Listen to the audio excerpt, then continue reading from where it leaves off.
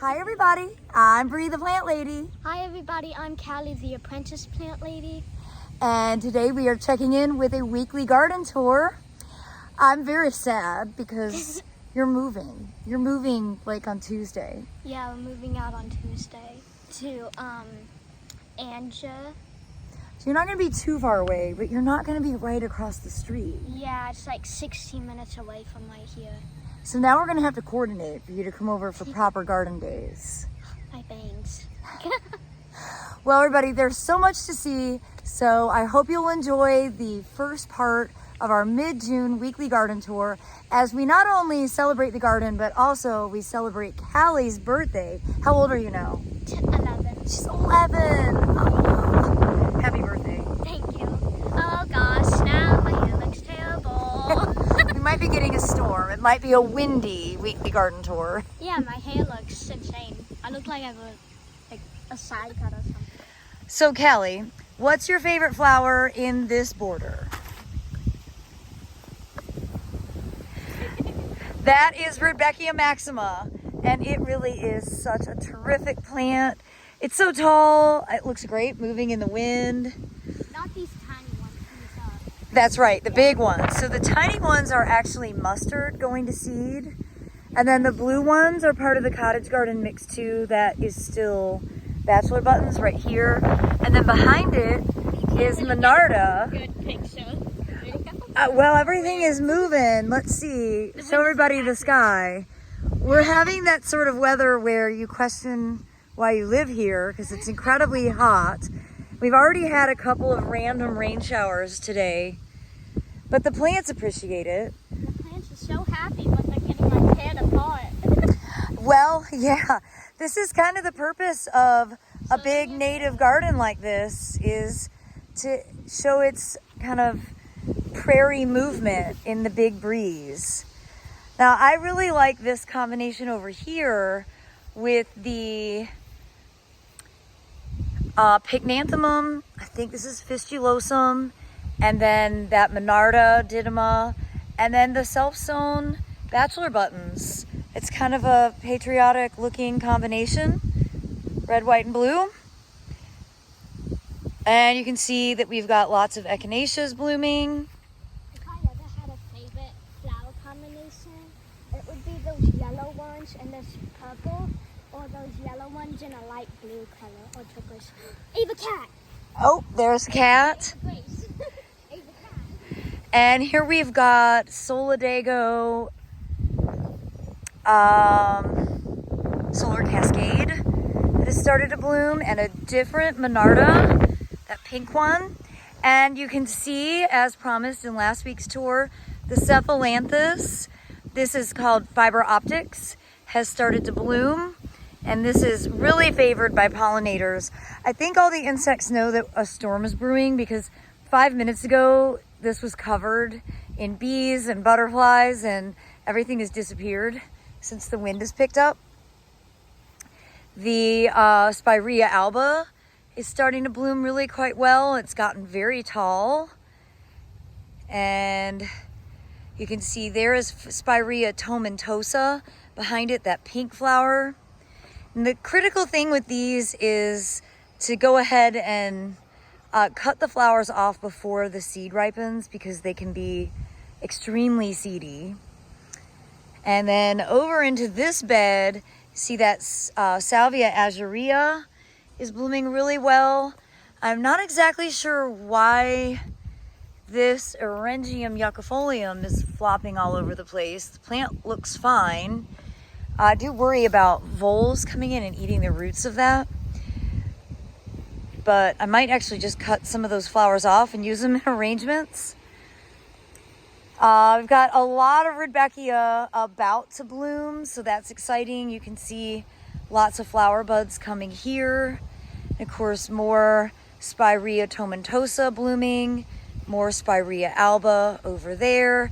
And you guys, this is so exciting and not a sight you get to see for very long, but the Viburnum dentatum berries are coloring up. The birds love to eat these.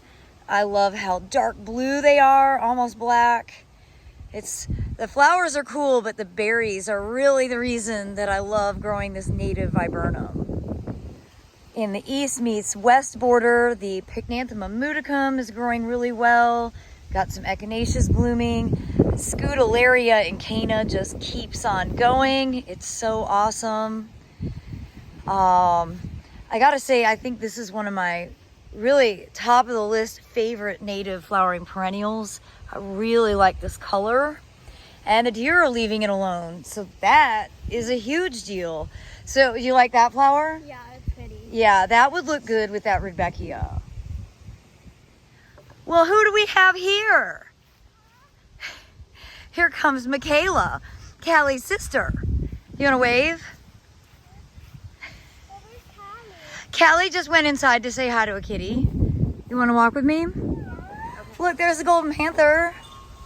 And Callie is showing off the absolutely enormous Silphium perfolatum. People just pretend I don't have things, so I don't have things. Well, the breeze is blowing them to the side. You look more and more like Taylor Swift. I don't look crazy now. But it's pretty crazy tall, isn't it? Yeah. It's amazing, this plant. Now in this bed, we've got this great self-seeded echinacea with Boltonia just starting to bloom behind it. And then over here, this pollinator pocket bed, everything is looking great. Really, the echinacea are kind of the stars of the show. When I first planted this, it was predominantly cultivars, different colors of echinacea. Most of those have died. They seeded out, and now most are the normal straight species pink. This is Echinacea purpurea. With one exception, we've got a white still persisting and a red still persisting. And I love this red combined with that Scutellaria, this Salvia gregii, and this Gaillardia, which really never stops blooming. They're so, so good. It's like spiky. They are. And you know who likes to eat the seeds? Goldfinches. Oh. Well, hopefully you watched the video of me getting this done, but I'm so excited to have gotten some real permanent things in here, including the Hydrangea quercifolia Jetstream from First Editions, and then Hydrangea paniculata Little Hottie. And then we put in a bunch of mangaves and made it a true foodscape. We've added peppers and eggplants and basil and okra. We've got buckwheat that's self-seeding, which is always an exciting sight to see. And now I'm just keeping everything watered till it gets established. And I've got a lot of poppy seeds to harvest. I was planning on doing it tonight, but I think we might get a thunderstorm. And my goal this week is to get this cleared out and replanted for the summer with more vegetables. Same thing with that little border there. And we're gonna just keep on harvesting seeds and one bed at a time, get it transitioned for the summer. Is there so many blueberries? Yeah. Are you eating them? No, I want to get some to my family. I can't eat them all. And my family would be super sad if I eat them all. Oh, yeah. You're a pretty good blueberry collector. You could put them in Callie's bag. It's 1 minute away from us being time to go. We have a sip and stroll garden tour that has some space available on Wednesday. If you're available, I would love to have you come out. You can see the garden in person. We're going to be doing demonstrations. And then we have one last planting class the last Saturday of the month. I'm going to go ahead and put the link in the description. And then we will probably resume classes sometime September because it's just too hot. It's too hot and the weather is too much like this where you really just can't plan ahead because we can get a thunderstorm at any moment on any day. And that's just the reality of living in the South in the summer season. Well, I do hope you enjoyed this quick tour of the native borders here at the White House. I look forward to sharing another update with all of you tomorrow, featuring everything that's going on next door at the Blue House. As always, thanks so much for watching and happy gardening, everybody. Well, it's perfect timing because we are getting another nice rain, which I very much appreciate. No, I did water everything. Nothing quite like water from the sky to turn everything green, get everything saturated.